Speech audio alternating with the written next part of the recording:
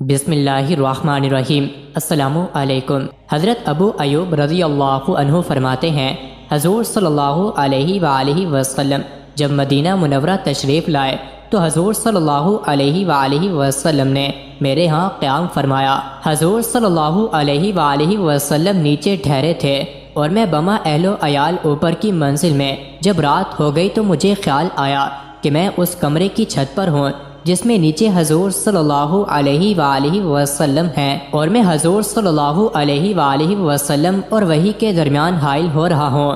اس لیے ساری رات مجھے نیند نہ آئی کہ کہیں ایسا نہ ہو کہ سونے کی حالت میں اوپر ہم کچھ ہلیں اور اس سے غبار حضور صلی اللہ علیہ وآلہ وسلم پر گرے جس سے حضور کو تکلیف ہو۔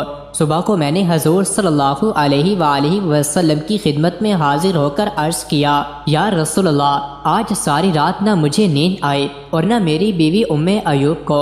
حضور صلی اللہ علیہ وآلہ وسلم نے فرمایا، اے ابو ایوب، کیوں؟ میں نے عرض کیا، مجھے یہ خیال آ گیا کہ میں اس کمرے کی چھت پر ہوں جس میں آپ مجھ سے نیچے ہیں، میں کچھ ہلوں گا تو اس سے غبار آپ پر گرے گا جس سے آپ کو تکلیف ہوگی، اور دوسری بات یہ ہے میں آپ صلی اللہ علیہ وآلہ وسلم کے اور وہی کے درمیان حائل ہو رہا ہوں۔ حضور صلی اللہ علیہ وآلہ وسلم نے فرمایا، اے ابو ایوب، ایسا نہ کرو، کیا میں تمہیں ایسے کلمات نہ سکھا دوں کہ جب تم انہیں صبح اور شام 10 مرتبہ کہو گے تو تمہیں 10 نیکیاں ملیں گے اور تمہارے 10 گناہ مٹا دیے جائیں گے، اور ان کی وجہ سے تمہارے 10 درجے بلند کر دیے جائیں گے، اور قیامت کے دن تمہیں 10 غلام آزاد کرنے کا ثواب ملے گا۔ اور وہ کلمات یہ ہیں، لا الہ الا اللہ، لہ الملک و لہ الحمد لا شریک لہ۔ حضرت ابو ایوب رضی اللہ عنہ فرماتے ہیں، جب حضور صلی اللہ علیہ وآلہ وسلم نے میرے مہمان بنے تو میں نے عرض کیا، میرے ماں باپ آپ پر قربان ہو، مجھے یہ اچھا نہیں معلوم ہوتا کہ میں اوپر ہوں اور آپ نیچے۔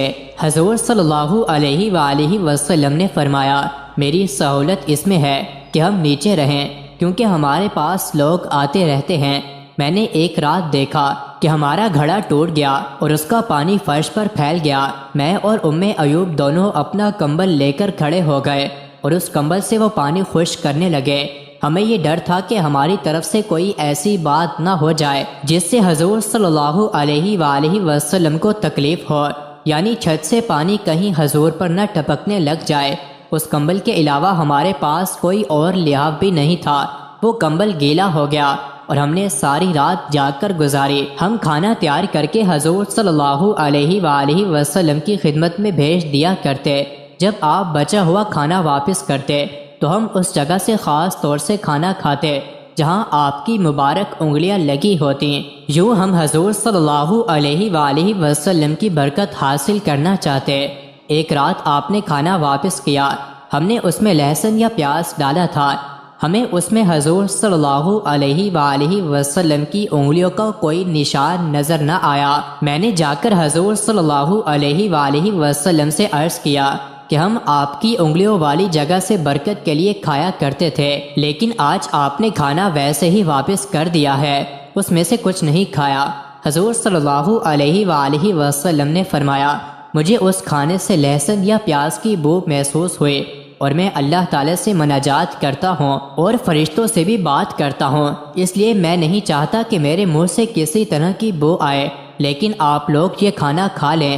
ابو نعیم اور ابن عساکر کی روایت میں یہ مضمون یوں ہے، میں نے عرض کیا، یا رسول اللہ صلی اللہ علیہ وآلہ وسلم، یہ کسی طرح مناسب نہیں ہے کہ میں آپ کے اوپر رہوں۔ آپ صلی اللہ علیہ وآلہ وسلم بالا خانہ میں تشریف لے چلیں۔ اس پر حضور صلی اللہ علیہ وآلہ وسلم نے فرمایا، میرا سامان اوپر منتقل کر دو۔ چنانچہ آپ کا سامان اوپر منتقل کر دیا گیا، اور آپ صلی اللہ علیہ وآلہ وسلم کا سامان بہت تھوڑا تھا۔ مزید ایسے ہی ویڈیوز کے لیے چینل کو سبسکرائب کر دیجئے۔